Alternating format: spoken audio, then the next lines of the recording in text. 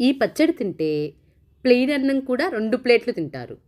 అంత పుల్లగా నోరూరిపోతుంది. ఎండాకాలం అంటేనే మామిడికాయల సీజన్ కదా! ఇప్పటి నుంచి 5 నిమిషాల్లో అయ్యే పచ్చళ్ళ సిరీస్ని స్టార్ట్ చేస్తున్నాను. మొదటి రెసిపీ మామిడికాయ తురుము పచ్చడి. ముందుగా 3 పుల్లటి మామిడికాయలను తీసుకొని శుభ్రంగా కడిగి తడి లేకుండా పొడిగుడ్డతో తుడిచి ఆరబెట్టుకోండి. ఈ పచ్చడికి పుల్లటి మామిడికాయలు తీసుకుంటే పచ్చడి టేస్ట్ చాలా బాగుంటుంది. ఇప్పుడు మామిడికాయకుండే చివరలు కట్ చేసి పైన ఉండే తొక్కును ఇలా పీల్ చేసుకోండి. ఇలా అన్ని మామిడికాయలను పీల్ చేసుకున్న తర్వాత ఇప్పుడు కొబ్బరి తురుముకుంటాం కదా, దాన్ని తీసుకొని ఇలా తురుముకోండి. ఇలా అన్ని మామిడికాయలను కూడా తురిమి తీసుకోండి. ఈ ఫ్రెష్ తురుము చూస్తుంటేనే ఆ పుల్ల రుచి నోరూరిపోతుంది కదా.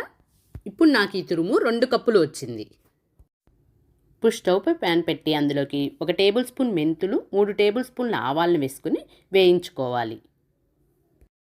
మంటను లో ఫ్లేమ్లో పెట్టి ఆవాలు చిటపట్లాడే వరకు వేయించుకోవాలి. ఇవి ఇలా ఫ్రై అయిన తర్వాత స్టవ్ ఆఫ్ చేసి చల్లారనిచ్చి గ్రైండ్ చేసి పెట్టుకోండి. ఇప్పుడు పోపు కోసం మరొక ప్యాన్ పెట్టి అందులో 1 కప్ ఆయిల్ని వేయండి. ఆయిల్ హీట్ అయిన తర్వాత ఇప్పుడు ఇందులో 1 టేబుల్ స్పూన్ పచ్చిశనగపప్పు, 1 టేబుల్ స్పూన్ మినపప్పు, 1 టీ స్పూన్ జీలకర్ర, 1 టీ స్పూన్ ఆవాలను వేసి ఫ్రై చేయండి. ఇవి ఇలా ఫ్రై అయిన తర్వాత 15 వెల్లుల్లిని తీసుకొని ఇలా మధ్యలోకి తుంచి యాడ్ చేయండి. అలాగే 2 ఎండుమిరపకాయలను ఇలా కట్ చేసి యాడ్ చేయండి. అలాగే కరివేపాకును కూడా వేసి ఫ్రై చేయండి. చివరగా ఇప్పుడు ఇందులో 1/2 టీ స్పూన్ ఇంగువను కూడా వేసి కలపండి. అంతే, మనకిప్పుడు పోపు రెడీ అయిపోయినట్టు. ఇప్పుడు ఈ పోపును చల్లారనివ్వండి. ఇప్పుడు మనం ఇందాక మామిడి తురుము వేసుకున్నాం కదా, ఆ బౌల్ని తీసుకొని అందులో 1/2 కప్పు కారాన్ని, 1/4 కప్పు సాల్ట్ని వేసుకోండి. అలాగే మనం ముందుగా గ్రైండ్ చేసి పెట్టుకున్న మెంతులు ఆవాల పొడిని కూడా ఇందులో యాడ్ చేయండి. ఇక్కడ నేను 2 కప్పుల మామిడి తురుముకు 1/2 కప్పు కారము, 1/4 కప్పు సాల్ట్ తీసుకున్నాను. మామిడికాయ బాగా పుల్లగా ఉంటే ఈ క్వాంటిటీ సరిపోతుంది. అదే మామిడికాయ పులుపు తక్కువగా ఉంటే మాత్రం ఉప్పు కారాన్ని తగ్గించి తీసుకోండి. ఇదంతా బాగా కలపండి.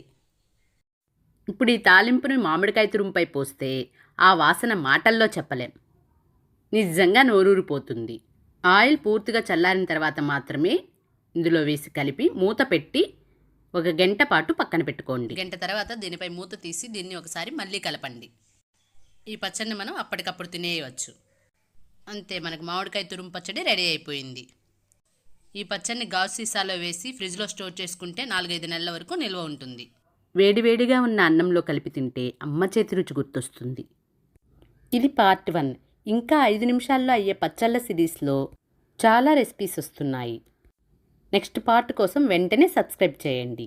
మీకు ఏ పచ్చడి కావాలో కామెంట్లో చెప్పండి.